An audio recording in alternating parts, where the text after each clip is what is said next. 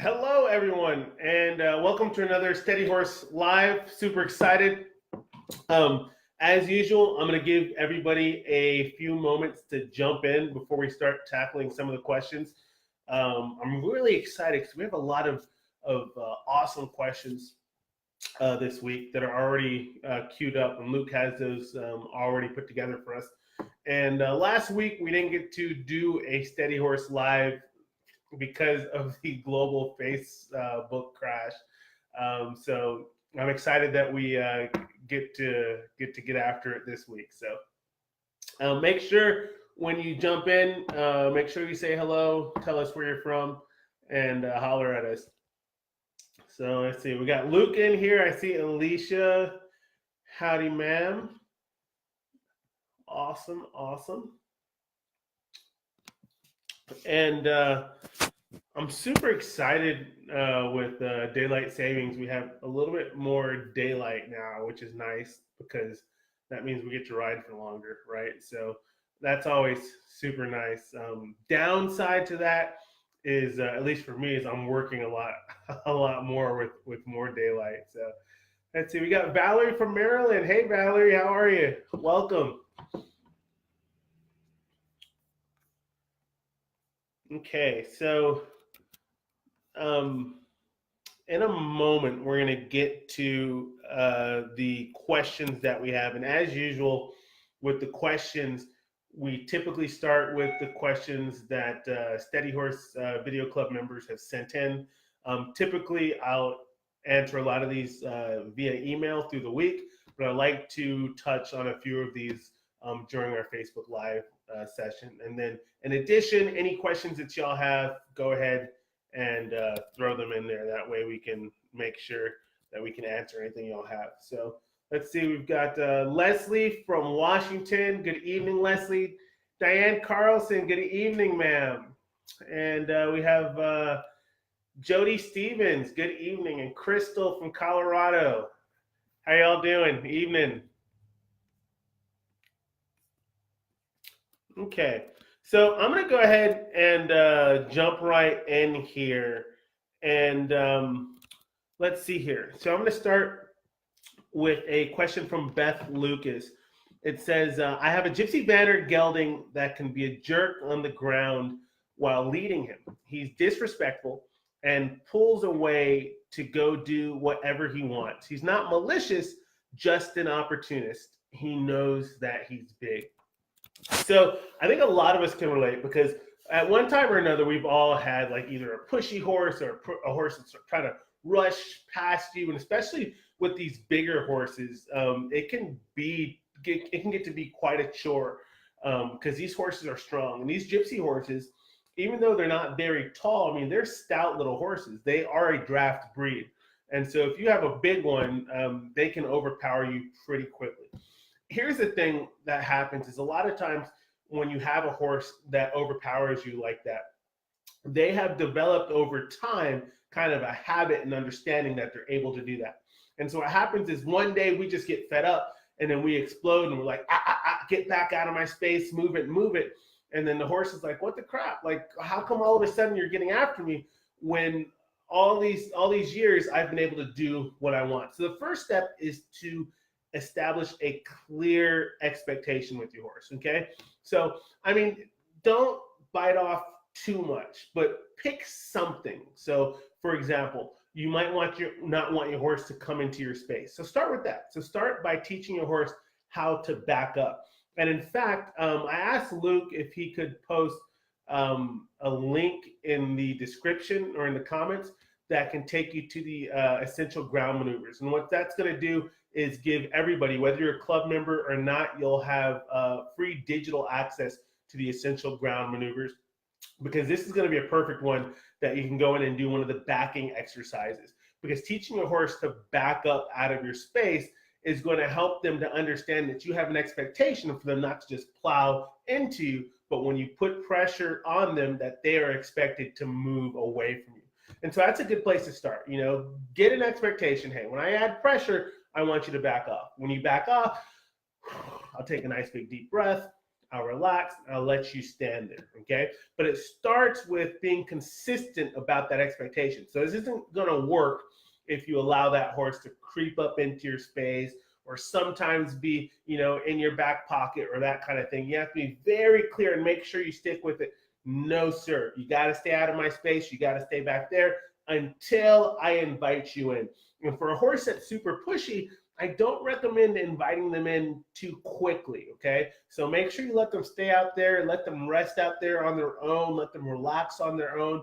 When you want to reward them for doing a good thing, don't go in there and rub and love on them. Just kind of back off and take a deep breath, kind of lower your countenance, maybe turn away to take some pressure off. That way you're not confusing them, because if you just jump right back into their space, then that might be a little bit confusing until they understand your established expectations. So that's a really good question. But again, go to the Essential Ground Maneuvers, check out that backing up video. And again, like I said, I'm having Luke post it up there so that everybody, whether you're a video club member or not, can access that for free. So check that out. I think you guys will find a lot of the different maneuvers in there to be very beneficial. Okay, so a couple of more shout outs to y'all. Let's see, we got Stacy Brent from Texas. Good evening, ma'am. Nancy K. Eddy. Hi, Nancy. And we got Donna Holmes Fredericks. Good evening, Donna. So we got, looks like a lot of y'all jumping in here. That's awesome. Great. And anyone, if I'm missing you while you're popping in here and I haven't said hello, sorry. The chat stream kind of just goes really quickly, so I'm not able to catch everybody as they jump in. Okay, so my next question is from let's see here. This is from Rebecca Carney, and she says, "What is the best way to teach my horse to ground tie?" So this is actually one that's really, really easy to teach a horse. And what I like to do is I like to start in a round pin. And so basically what you'll do, and for anyone who doesn't understand or know, like ground tying is when you have your lead rope and you just drop it and you have an expectation of your horse to stand there, right? Not to walk off. Now, here's the thing, like you'll see a lot of ground tying in these old Western movies where they'll just drop the reins and walk away and that horse will stand there. And that's all well and great, but it's also very dangerous to ground tie with your reins, because if your horse steps on those reins, it could end up jarring them. You could end up bruising their tongue or mouth, depending on the type of bit that you have on there. So I never, ever recommend, and I know a lot of people do it, but I never, ever recommend ground tying with your reins. So if you're going to ground tie with a halter and lead, and use that lead to ground tie, okay? But basically, you drop that lead, you walk away, your horse stays there, okay? So here's the thing. When you want to teach your horse to ground tie, what you'll do is you'll take them to that spot where you want them to ground tie. And I like to start in a small enclosed area. I typically like to work at about a 40-foot round pin, because that gives my horse limited area to be able to move. And as long as that horse stands there, I'm going to take a deep breath. I'm going to be relaxed, okay? But the moment that horse starts moving, I'm going to make that horse move out with some purpose, with some drive, with some energy. I'm going to get them moving. So if my horse stands there, we're nice and relaxed. If they start moving off and walking off, I'm going to get them moving. Maybe as they're moving around that round pin, I might have them crossing their hind end underneath to get them really working. And then I'll give them another opportunity. I'll draw my pony in. I'll grab that lead rope. I'll drop it. I'll step back. As long as he's standing still, he gets to rest, relax, be left alone. But as long as he's moving, I'm going to make him move with energy. So eventually what's going to happen is your horse is going to be able to associate that, hey, when he drops that, or when she drops that lead rope, that's my chance to rest. I'm going to stand here and enjoy it. And so you want to get your horse to the point where they're lowering their head, they're licking and chewing, they're cocking a foot, where they want to be where you lead them. Because ultimately you want your horse to trust that wherever you place them, that's a good place for them to be, right? So that was a great question. And again, going into the ground tying, if you go to the Essential Ground Maneuvers, you'll see some of the approach and retreat that we do when we are just adding pressure and taking pressure away. When we're introducing something to our horse, giving them a chance to accept it, and then backing off to reward them that they've done it properly. So again, check out the essential ground maneuvers. Like I said, I'm having Luke post it in the description or the comments. I'm not sure exactly how he's going to do it. Probably in the description. And everybody, again, whether you're a club member or not, you'll have access to those essential ground maneuvers. You'll have a digital access to that so that you can check out some of those exercises because they will be very beneficial for you. Okay, couple more shout outs. Cindy, good evening from Florida. And we've got Kara from Idaho and Mazzella from Louisiana. And let's see who else here. And we've got Cynthia from Michigan. Good evening. And Brianna Clark and Terry. Hi, Terry. Good to see you. Okay, so I'm going to go. I got another one from Tara Biaggi. And let me read her question. I like this one a lot. So she says, I sent a broke 3-year-old to the trainer for 120 days of with the goal of a nicer foundation. Only bad habit was rearing up on the front end if they became impatient. The trainer sent me home using a long shank curb and draw rein, stating that he needed this for control as he was very headstrong and that he will test on occasion. Then she asked, what are your thoughts? I prefer to trail ride in a bow saw or a simple snaffle. How do I progress to this goal?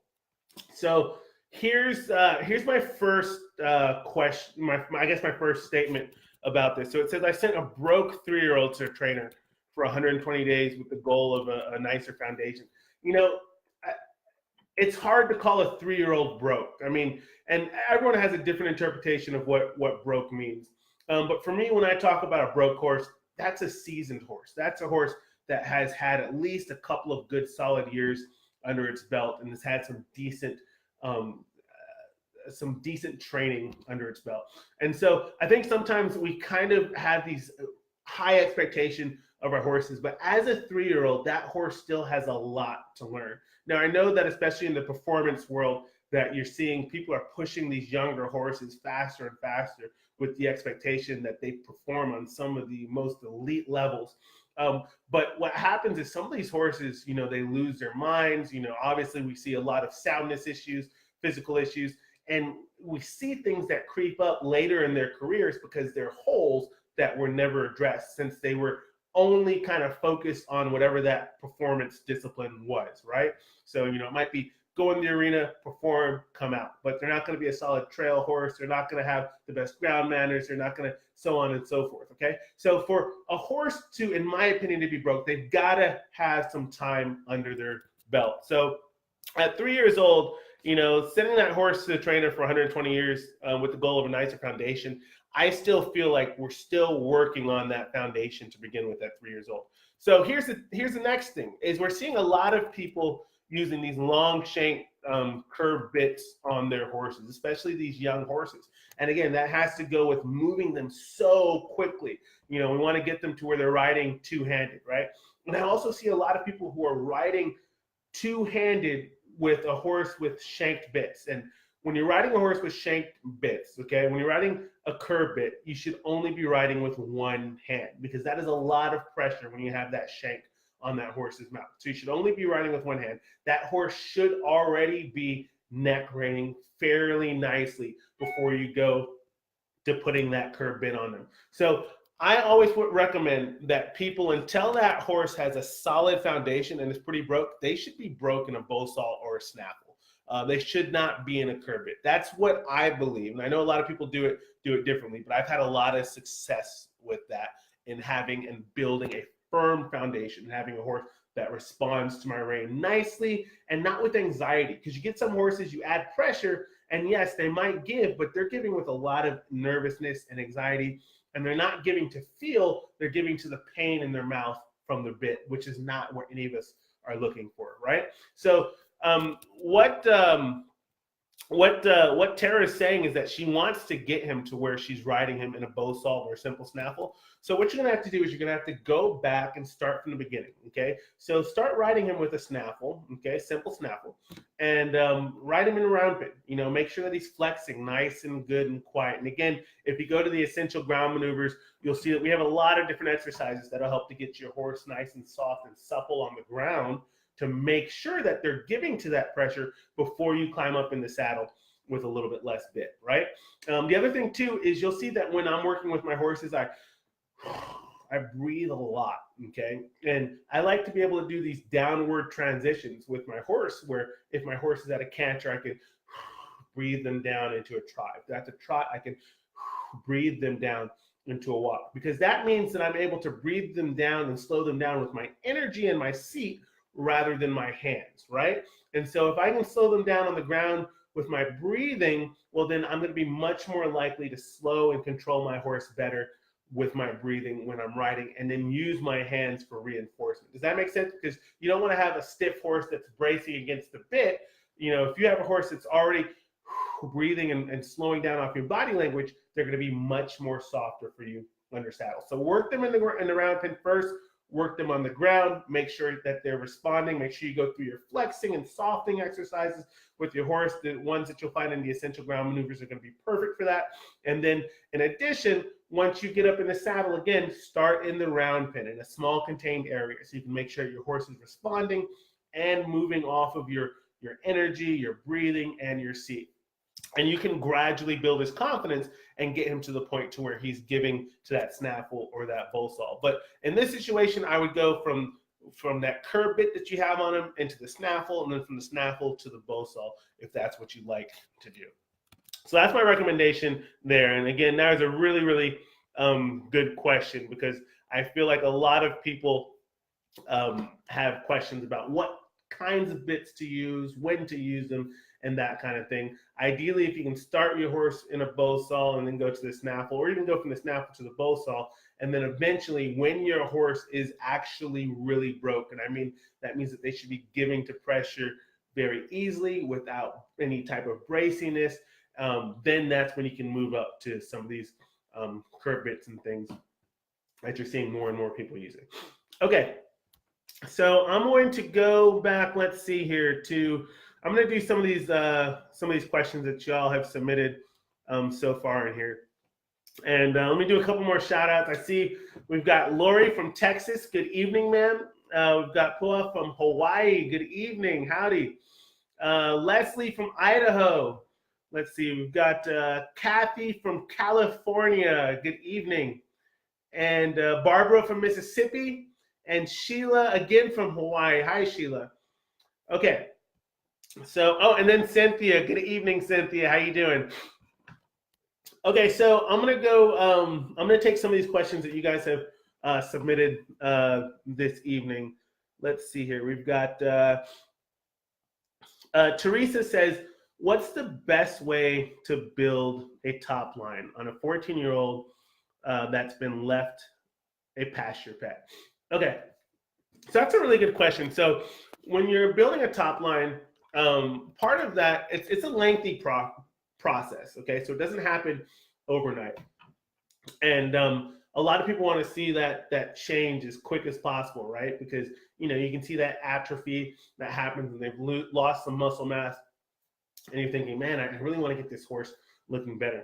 One of the best things you can do for developing the top line is flat work. And what I mean by flat work, doing a lot of these walk trot transitions with your horses. Also helping them engage their hind end up underneath them. So when I talk about walk trot, that means ask your horse for a trot, let them trot a few strides, breathe them down back into a walk, right? Then ask them for a trot again, then breathe them down. Because what's happening is every time they stop and start, they have to re-engage that hind end up underneath them. And what happens when they re-engage that hind end up underneath them, they start to round that back instead of hollowing out that back, right? And the more that they round the back, the more they're working those back muscles, and you're going to get more toning in those back muscles. So as far as the quickest way, that is my recommendation. Doing that flat work, both on the ground, because it can be done on the ground. This can be done under saddle as well. But I recommend doing a combination of both. That way your horse gets good muscle tone and begin to develop that top line. Now, there are other things that you can do too, as well as starting to begin to teach your horse how to gradually frame up and round their back even more. But as far as the simplest and fastest way, start with that flat work, both on the ground, also under saddle. Great question, Teresa. Thank you. Okay, so we have Jody Stevens. So she says she has an issue of a new horse being afraid of dogs. Okay, Jody. So if your horse is afraid of dogs, the best thing to do is to try to gradually introduce dogs to them. Okay. So ideally, if you have a dog or if your neighbors have dogs or whatever the case might be, what you want to do is work that horse while the dogs are around. See, what a lot of people do is they kind of cater to their horse's fear, right? So instead of getting their horse over it, they might say, oh, no, I'm going to put the dogs up before I ride, okay? Or no, I'm not going to go ride in that part down the road because I know that the neighbor has dogs there, right? So what you want to do is you want to address this in a controlled environment where you're going to be confident and feel safe. And I would recommend starting on the ground, okay? So say you have a couple dogs that are running around and your horse is nervous.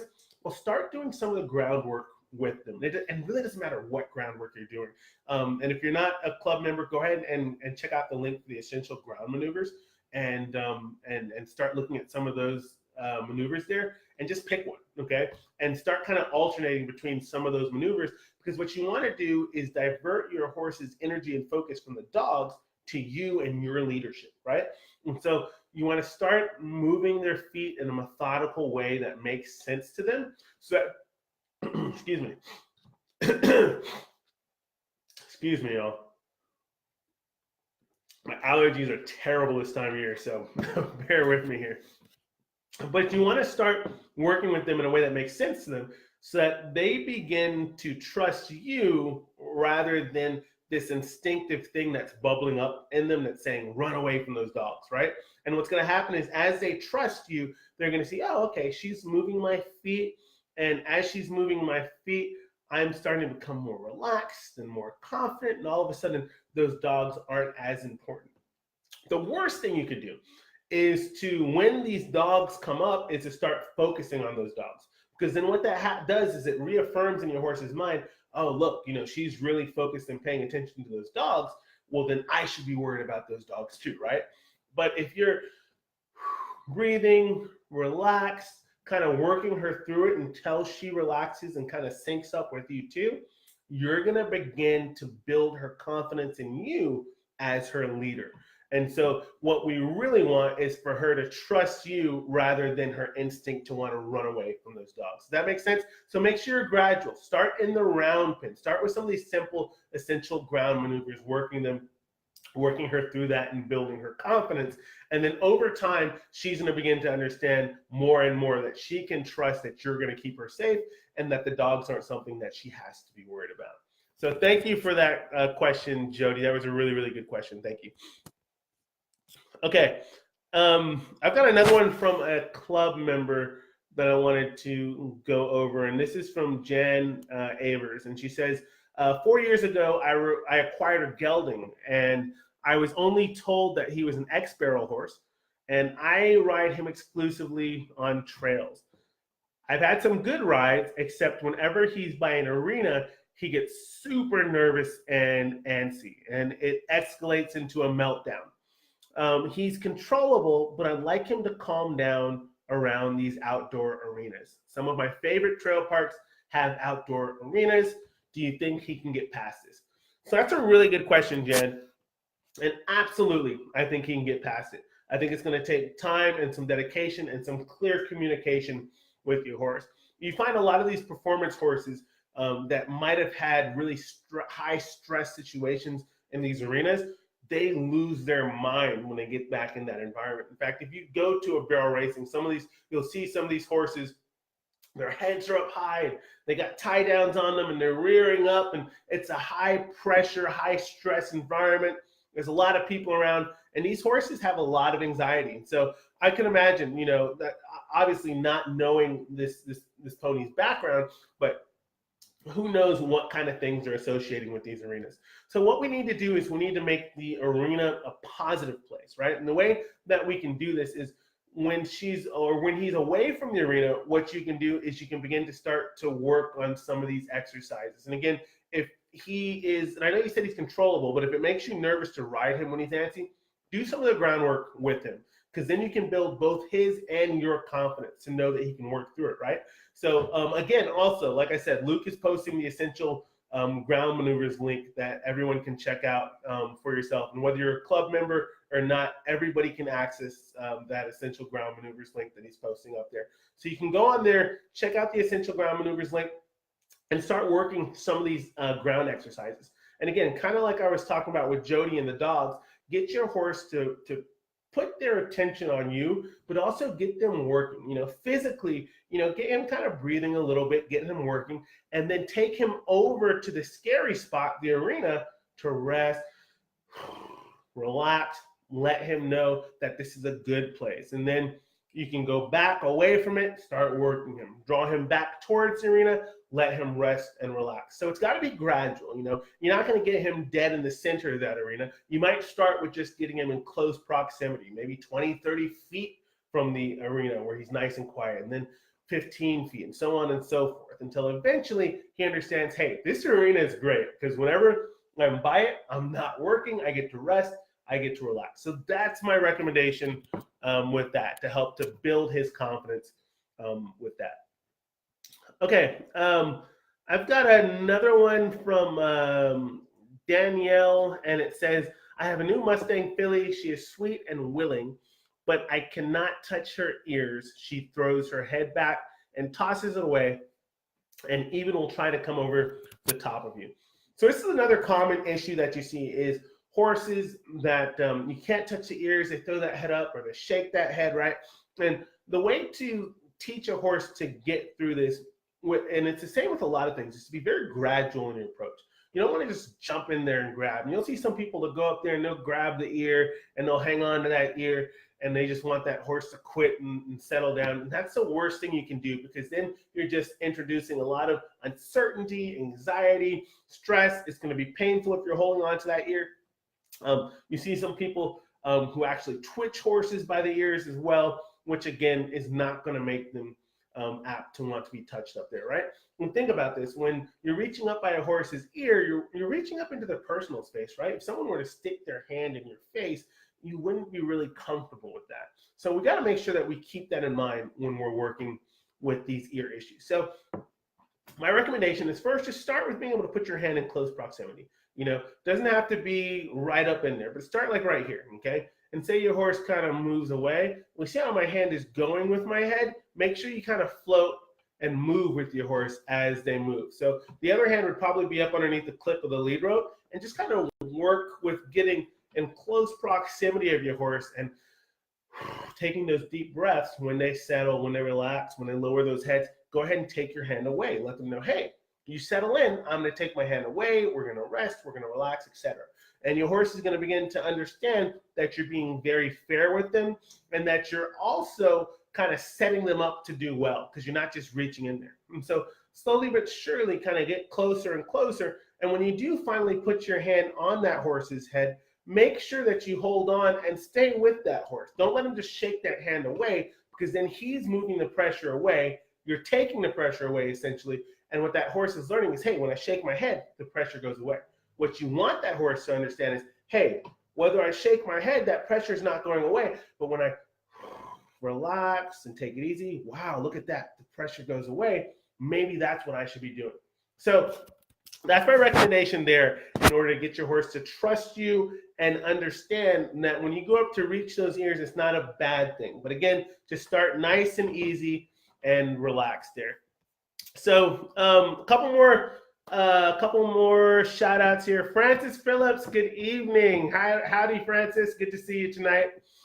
And we got Christine from New York. Good evening, Christine. And Sonia, good evening, Sonia. And then Sherry Miracle, good evening, Sherry. Glad to see you. Okay, so I'm gonna do, and just so everybody knows, again, since we had to miss last week's Facebook Live with the global Facebook crash thing that happened, we're going to go a little bit longer today. So I've got one more club question that I want to answer, and then I'm going to dig into some more of y'all's questions that you've posted. So last club question here is from Valerie. And Valerie says, I have a new kill pin horse arriving tomorrow. Transporter says he is very hard to catch and halter. My plan was to give him 2 weeks to let down and get used to his new home and to my mare. Any advice? Valerie, I think you are spot on. It makes so much sense to give your horse a time to kind of acclimate to the environment, to the new horse, before you get in there and start working on the training. Um, Now, also remember though, anytime you're interacting or handling your horse, you're essentially training your horse. You're either teaching them something good and reinforcing those ideas, or you're teaching them something bad and reinforcing some bad habits. So make sure that you're very intentional with your interactions, but wait for that kind of asserted, concentrated training until after he's settled in. I think that's a very wise decision, especially with these kill horses. They're going through a lot of trauma, a lot of stuff going on. It's nice to kind of take it slow and gradually approach with them. So as far as being hard to catch, hard to halter, I've got, again, like I said, Luke posted the essential ground maneuvers in the comments or in the description here. And I've got an incredible, really cool video on haltering a hard to catch horse. And so I think that will be very beneficial. And definitely, if you're definitely check that video out, because it's going to help you be able to halter him and build his confidence in you as his leader, which is especially what you want with a kill pin horse that's gone through some things. You want to go ahead and establish that they can trust you and that you're going to be fair and respectful to them, right? So very good question. Okay, so couple more shout outs. Meredith from Virginia, good evening. And we've got Wendy from Kansas. And good evening, Gail. I'm glad you could join us this evening. Okay, let's see. I'm going to grab a question from the chat here. Just a moment here. Excuse me, guys. I apologize. My allergies are just terrible. Okay, so we have a question from Lisa that says, how can I help my mare from spooking at birds, which in turn makes my husband's horse jump? Yeah. I mean, you do not want a horse that spooks at birds, right? Because they're everywhere, and there's no way that you can control that, right? So one of the things that's really good for this and is getting a chicken. Okay, so if you don't have chickens, get some chickens, right? So that way they're running all over the place and getting your horse desensitized to those birds. Okay, because these birds, they kind of jump out from nowhere, right? And you don't know where they're coming, and they fly across and things like that. And chickens will do the same thing. You know, they're running around, they're flapping around, so that's really good. Here's the thing, though. If your horse is spooking, ultimately what that means is your horse doesn't trust you. And I know this is kind of a hard concept to really grasp and understand, because a lot of us want to believe that our horse does trust us and they understand that we're there for them. But the reality is if your horse is spooking, he doesn't really 100% trust you. So this is a trust issue. It really has nothing to do with the birds. The birds are just a manifestation and a way for her to kind of outlet some energy that she wants to direct. So what I recommend is doing some ground exercises with her, and also doing some of the mounted exercises with her to get your horse's mind engaging and thinking and focus and tracked on you. Because you want your horse so in tuned and tracked with you that they're not paying attention to the birds or whatever else is going around. Now, in addition to that, obviously we can do some of the desensitizing that we do, which is going to help a lot, making sure that you're adding pressure and then releasing pressure and teaching her how to work through it so that she's not just freaking out every time a bird passes by or jumps out from nowhere. So you can also do this by doing some of the groundwork with her. Again, also, like I said, I had Luke post the Essential Ground Maneuvers link, and it's a free link. So whether you're a club member or not, everyone's going to have access to these exercises. Do some of those exercises with her so that you can get her to be a little bit more tuned in on you, and so that you develop a history with her, that she understands that wherever you tell her to go, that's a good place. Whatever you ask them to do, that's a good thing to do. And that they begin to trust you and respect you more because they know that you have their best interest at heart no matter what.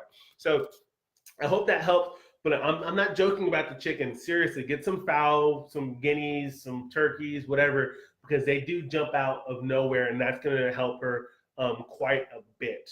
Okay. Um, let's see here. So we've got one from Lori. Lori says, I have a 2.5-year-old who is very buddy sour with another horse, with another one of my horses. Both of them are at the trainer. My horse, who just turned 3, is doing very well, but the 2.5-year-old is making things difficult for herself. My trainer is afraid when riding the 3-year-old that the 2.5-year-old will distract her and I'll get hurt.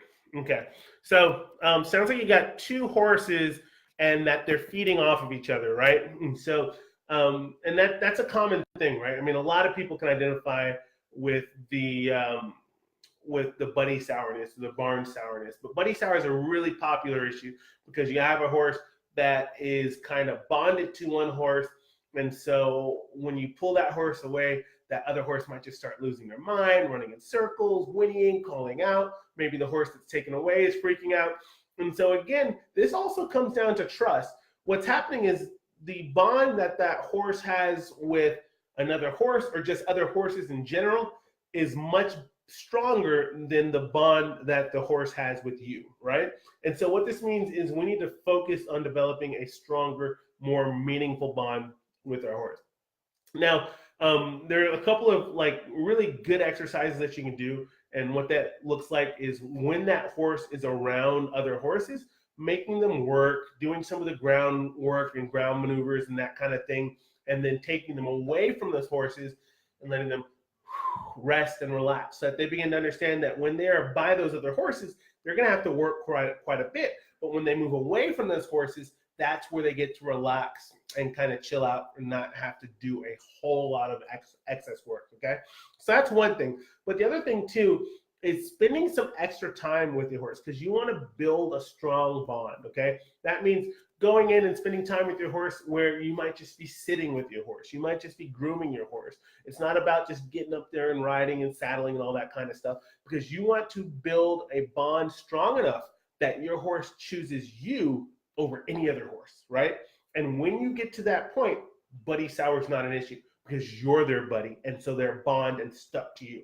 And they'll be stuck to you so hard because you've taught them that you're respectful, you've taught them that you're fair, you've also taught them that you have their best interests at heart, and so they're going to be so loyal and true to you. Instead of winning out and calling to other horses, you know, you'll go to the gate and hold that halter up, and that horse is running towards you because they like being with you. And that's why working on this groundwork is so important, because it really helps to begin to develop a bond with your horse. Now, is it going to happen overnight? No, it doesn't happen overnight, but it does happen with consistency and with time. And as long as you're working through these exercises with your horse, you know, sending them out, moving their hind end, drawing them back in, rubbing and loving on them, all those kinds of things, you're going to build and develop and cultivate such a powerful and meaningful relationship with your horse. So that's definitely what I recommend. And again, whether you're a club member or not, we do have the link in the comments to anybody that wants to check out the Essential Ground Maneuvers DVD. And like I said, it's digital, it's completely free. Y'all feel free to check it out. Okay, that was a really good question. All right, so we have Terry has a question. She says, my boys have been pasture pets since my injury, not released yet. But when I am, what should I tackle first when I resume? Groundwork training, she says. Thank you. Terry, you got it.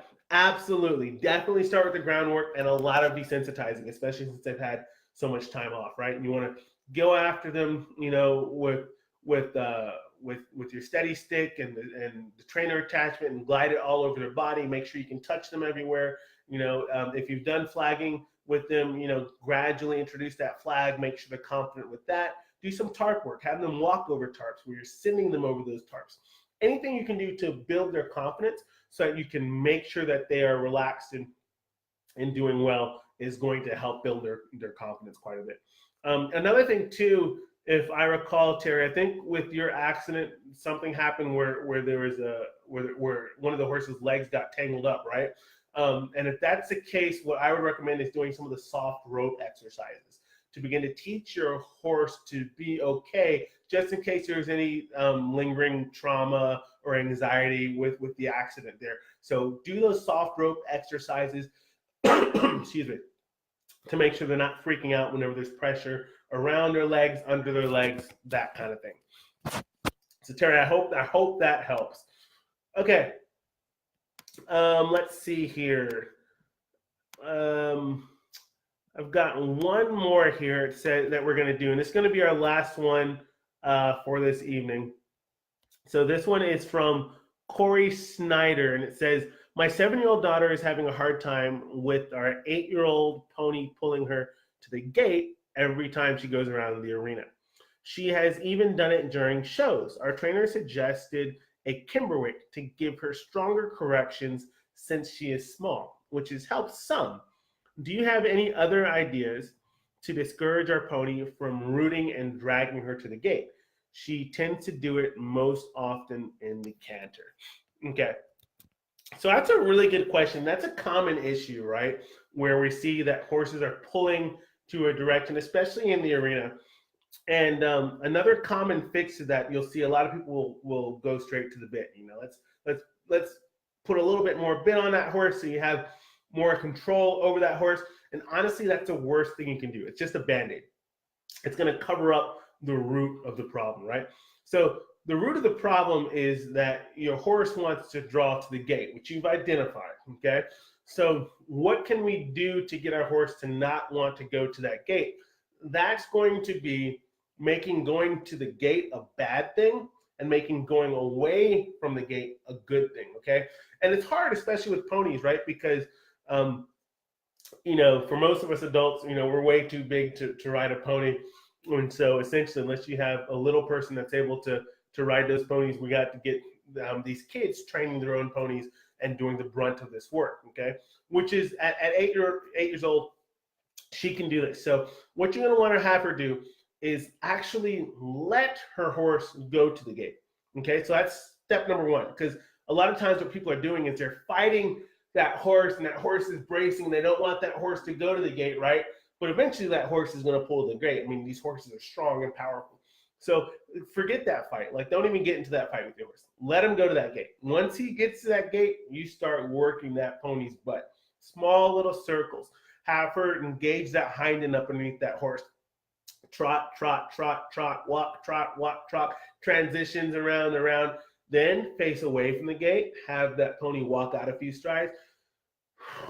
Take a nice big deep breath. Let them rest while they're facing away from the gate. And as they walk away, maybe at the other end of the arena, let that pony rest. Let that pony rest 2, 3, 4, maybe 5 minutes, right? Then go back to circling. And if that pony starts to pull towards that gate, let him go back to that gate. Don't fight him, but work it. Okay, so you see where I'm going here. It's going to make that gate a place where they don't want to go to. You're going to make the other end of the arena a really good place where they want to be. And if you're consistent with it, you'll be able to get that horse to trust that wherever you point that horse to go, they want to go there because they're going to get to rest and relax. And if they resist, well, there's going to be a lot of work coming, right? So I definitely want to encourage you to continue to work with that with your horse, and let them begin to understand that anywhere you tell them to go is a good place. Because ultimately, that's what we're looking for, is to build our horse's confidence and trust in us. And I just wanted to add, anybody that's just jumping on, we're about to close in a little bit, but again, in the comments, I do have the essential ground maneuvers that are listed there in the description. And so everybody has access to that, whether you're a club member or not. It's a free digital copy that we're putting up so everyone can get their hands on that.